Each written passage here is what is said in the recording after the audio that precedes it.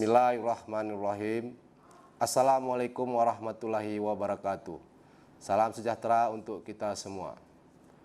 Kami dari tim gugus tugas percepatan penanganan COVID-19 Kabupaten Aceh Tenggara dengan ini menyampaikan perkembangan terkini percepatan penanganan COVID-19 di wilayah Kabupaten Aceh Tenggara pada hari ini, Senin 6 Juli 2020. Pertama, orang dalam pemantauan atau ODP berjumlah 6 orang. Kedua, pasien dalam pengawasan atau PDP berjumlah 0 orang. Tiga, orang selesai pemantauan berjumlah 106 orang.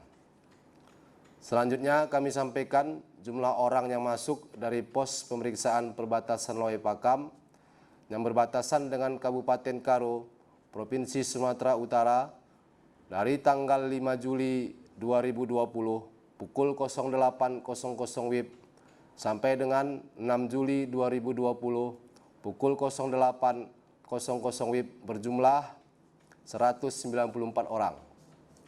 Dalam kesempatan yang baik ini, kami dari tim gugus tugas percepatan penanganan COVID-19 Kabupaten Aceh Tenggara kembali menghimbau, mengingatkan dan mengajak kita semua untuk tetap mematuhi protokol kesehatan pencegahan penularan COVID-19.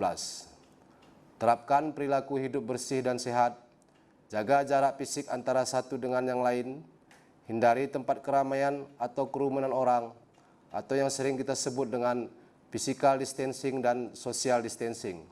Tetaplah memakai masker dengan baik dan benar. Mari jadikan protokol kesehatan, perilaku hidup bersih dan sehat, memakai masker, physical distancing, dan social distancing menjadi kebutuhan hidup kita semua. Demikian yang dapat kami sampaikan. Terima kasih atas segala perhatian dan mohon maaf atas segala kekurangan. Billahi taufik wal hidayah. Assalamualaikum warahmatullahi wabarakatuh.